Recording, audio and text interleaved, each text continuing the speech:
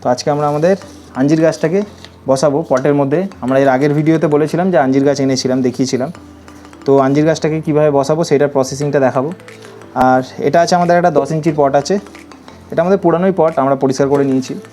আর মাটিটা আমি মিক্স করে নিয়েছি। মাটিটার মধ্যে আছে আপনার 50% গার্ডেন সয়েল আছে, মানে নর্মাল মাটি। আর 20% বলছি 10% আছে আপনার বালি। আর বাদ বাকিটা আছে মিশ্র সার আছে।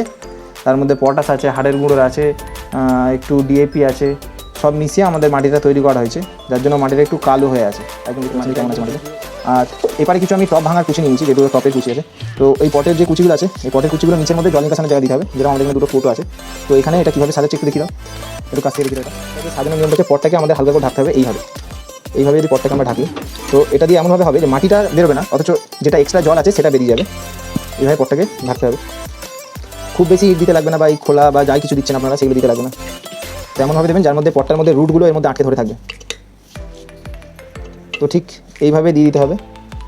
আর একটু কাছ থেকে দেখিয়ে দেবো লাস্টে আমরা যে কেমন হলো। এইভাবে দিয়ে দিতে হবে, একটু দেখিয়ে দাও, পটের ভিতরটা দেখিয়ে দাও। তারপর আমরা মাটিটাকে যেটা আছে এই মাটিটাকে দিচ্ছি,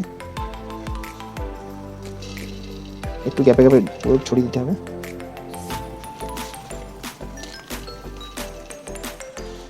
তো ভিডিওটা লেট হয়ে যাওয়ার কারণ একটা হচ্ছে কাজের চাপ, আর একটা হচ্ছে সময়ের বড় অভাব। যার জন্য আমাদের ভিডিও খুব বেশি আমরা ছাড়তে পারছি না, কারণ পাশাপাশি কাজও করি। তো গাছটা যেখান থেকে এনেছি বেশ ভালোই গাছ দিয়েছে। আঞ্জির গাছ অনেক খুঁজেছিলাম, পাইনি। গাছটার শিকড়টা বেশ ভালো আছে। তো গাছ বসানোর সময় আমরা দেখে নেব পটের হাইট অনুযায়ী গাছটা একদম ঠিক আছে। একটু মাটি বেশি হয়ে গেছিলো, তার জন্য মাটিগুলো তুলে নিচ্ছি। আর এই মাটিটা আমরা বেশি রাখবো না, কারণ গার্ডেন থেকে ওরা যে মাটিটা দেয় সেটা একদম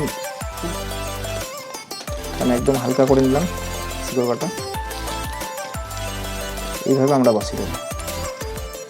অল্প একটু মাটি থেকে মাটি দিয়ে গাছটাকে সোজা রেখে বসিয়ে দিতে হবে।